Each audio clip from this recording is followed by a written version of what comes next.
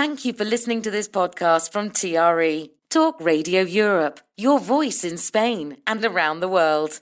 For more information, please visit tre.radio.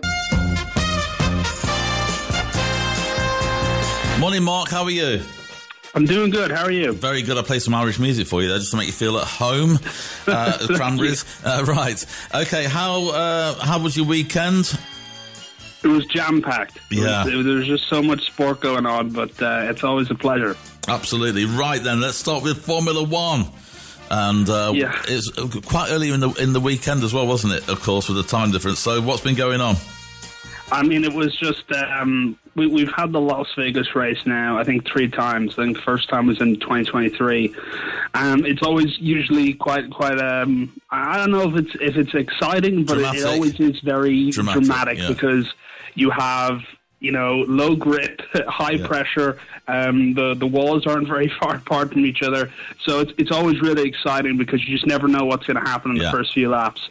And this was certainly the case here with I guess McLaren going all in on the first corner, but it did turn out that Verstappen won. The interesting part, I think the most interesting part everyone's talking about is, of course, after the race when both the McLarens were disqualified for excessive skid block wear underneath their car. Wow! So it was quite dramatic, and that now brought just basically halved the championship gap. I think now it's 24 points, and Verstappen is on par with Piastri for points. So there's 2 races to go, 50-odd points on the board to grab. It's really turning out to be, I guess, winner takes all in these last 2 races. Absolutely. Okay. Have you got any Spanish football news for us? Spanish football? Yeah. Not too much. Right. I did see that Anthony, I kept an eye on him. He got sent off versus Real Betis against Girona, wasn't it? I saw that match. It was a bit dramatic. But currently, Real Madrid are still there. I think there's 1 point between them and Barcelona. They got a 2-2 draw, I think, yesterday. So yeah. Barcelona playing tomorrow, so we shall see what that gap is and what it looks like. Okay, let's go to the Premier League then. And first of all, mention Derby County have had 5 wins on the trot, one of the most informed teams in the country. And then Watford, our bogey team, comes to Pride Park after the international break, and also it wasn't a great day, let's just say. We were 2-0 up, and then we lost 3-2, and our best striker, who's been prolific this year, scoring goals, is injured in quite a severe way with a knee injury. So it wasn't a great day for Derby. No, Watford, you always have to be careful, Ben. They're a good side. Well, when they want to be. Yeah, absolutely. They turn it on when they want to do it, and they did want to do it on Saturday. Right then, so what was the standout? Shall we start with Liverpool? What is going wrong at Liverpool right now? Nottingham Forest getting a 3-0. Don't take anything away from the way they played. They were brilliant. But Liverpool defensively just look all over the shop. I mean, what is wrong? I think a better question is what is right, trying to find something in between all that mess. No, it was Forest's best win of the season. They're turning into a formidable opponent under Sean. And there's a lot of questions being asked of Ange, and now it's even getting to the point where I think the most loyal Liverpool fans are starting to question what's happening, because this is officially their worst start to a season since 2014. Yeah, I'm trying to remember who was in charge in 2014. My mind might say Brendan Rodgers or something like that. Yeah, going back. Keep going. I'll find out. Keep going. Yeah, and I suppose it's just even Gary Neville is now saying that I saw an interesting analysis he gave. It's not so much as there is a drop off from last year, because there's always going to be an expectation drop when you've done the best you can physically do. It's the severity of the drop off, going from being a title challenger to now sitting behind Man United, who had historically one of the worst seasons that they've ever had in a club last season. When you're sitting 9th behind them, there's starts to be a lot of worries about what's going on in the club, what's being done to remedy this, because there are a lot of older players at the club. So it is this really a disciplined away performance from Forest. There's nothing to be taken away from them, but in the end, Liverpool were just flat, sloppy, and simply probably just outfought on the day. That's kind of how it was. Absolutely. It was Brendan Rodgers, who was football manager 2014, so 2012 to 2015 at Liverpool. Wow. So that he didn't last much longer after 2014, let's just say that. No. But I was going to go with Roy Hodgson, but I was wrong, so there we are. What did I It was honestly, my mind was between the two of them. I was kind of guessing. Yeah. But besides that, there's a lot of really great matches during the weekend. There's Arsenal versus Tottenham. Oh, yeah. I was expecting this to be much more close, especially since Arsenal had been going through a little bit of, an injury worry. Yeah. But they were just ruthless. Yeah. They were fast. They were physical. They were just in complete control. He really rose to the occasion. The Spurs just simply couldn't live in the same room as Arsenal on that day. Just the intensity of it, and they're still looking like the most complete team in the league. I'm happy because obviously my prediction might come through that I gave at the start of the season. But another big match was Newcastle Manchester City. That was a good match for any Newcastle fans. It was a massive sort of upset in the title race. Newcastle were just superb. It was probably the most intense and direct we saw them this season. We've seen sort of flashes of what they can do, but not enough of it certainly. And this is the kind of result that I think helps define the race coming into the new year. It now puts City in third behind Chelsea, a point between them. And it's really interesting. One other favourite I had was, of course, we talked a lot about Sunderland, how well they've done this season, where I think most people are fairly happy for them. But Fulham got a scrappy win over them. It was 1-0. That's important for them. It lifts them a little bit above West Ham, I think. Now they're 14th. So or 15, sorry. Yeah. So it was a really important win for them, especially when it gets to the bottom of the table. Those wins define whether you stay up or down. And probably the last one I might talk about is that Bournemouth West Ham game. It was just really entertaining. Yeah, yeah, really really chaotic, and one of those matches where both sides traded punches, and probably the best result for both of them. Yeah, absolutely. So some great football. Just going back to Newcastle, to go to St James's Park and get a win, I think for any team in the Premier League, including, Arsenal didn't find it easy either. But nonetheless, they did get a win there. But City, no. That's the sort of things that defines the season, like you say.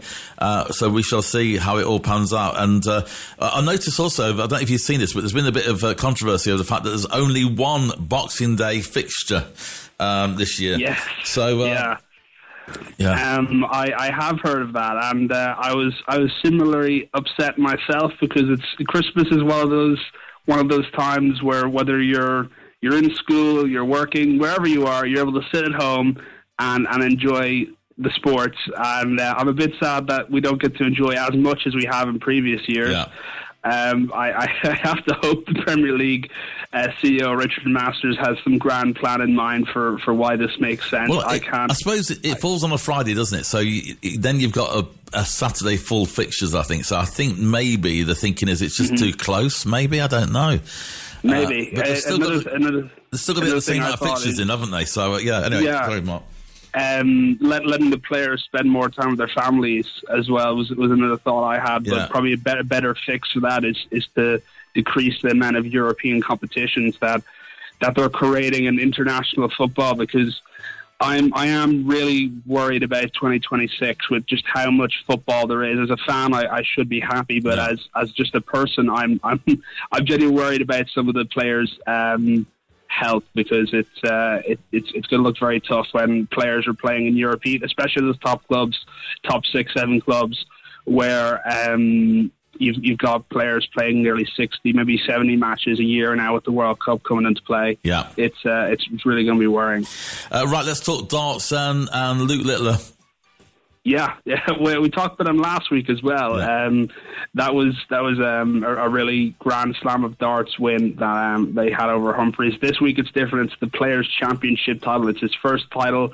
He played against Nathan Aspinall, and of course things are getting really exciting. Darts getting more coverage now because we're getting closer and closer to to the Palace when everyone just sort of gathers into this big room and really enjoys themselves. You got the Christmas songs, you got the best players in the world. So we're really getting to a point where darts is starting to get more media attention. And literally was stormed ahead. I think he was 5-2 starting off, but Aspinall, fair dues to him, kept coming back. And but in the end, I think it was Littler 11-8 over Aspinall. So good match. But once again, Littler didn't look like he was in too much trouble. I think he had an average of 108. So yeah, he was really dominant, and he will continue to be dominant. That's the big headline. Okay, fabulous stuff. Right, do you know any fixtures coming this week? We've got Champions League, haven't we, this week, I think, to look forward to, and I know Derby are playing tomorrow, so there's EFL Championship will be on tomorrow as well.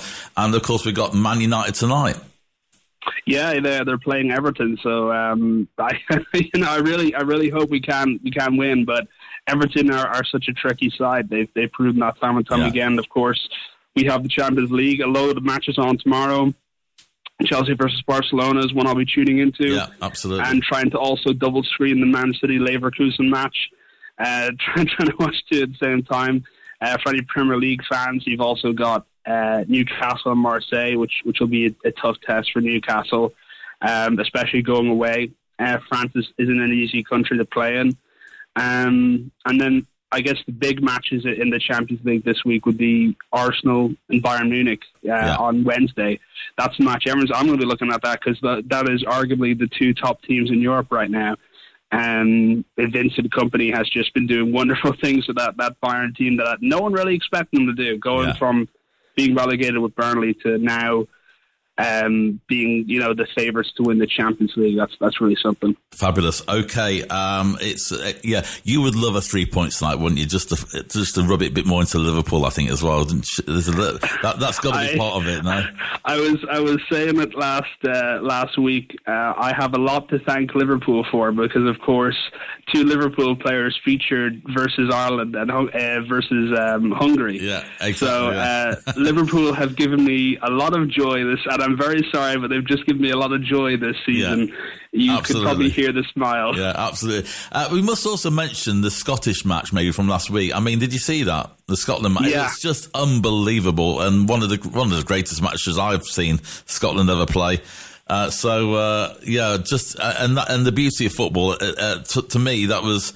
I was in two minds as to whether to stay up and watch it because I had to get up for the show. And I'm glad I did because it was just a great match. I am constantly in awe of Scott McTominay. I think he now holds the record for highest ever bicycle kick. He took that from Ronaldo.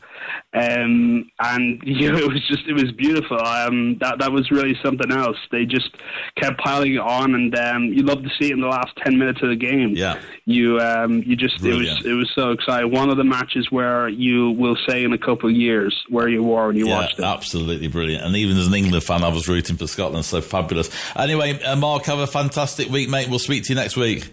Thank you very much. Cheers. You've been listening to a TRE production. If you've enjoyed this programme, there'll be another episode waiting for you next week, right here on this platform, where you can also access our extensive back catalogue of shows and interviews.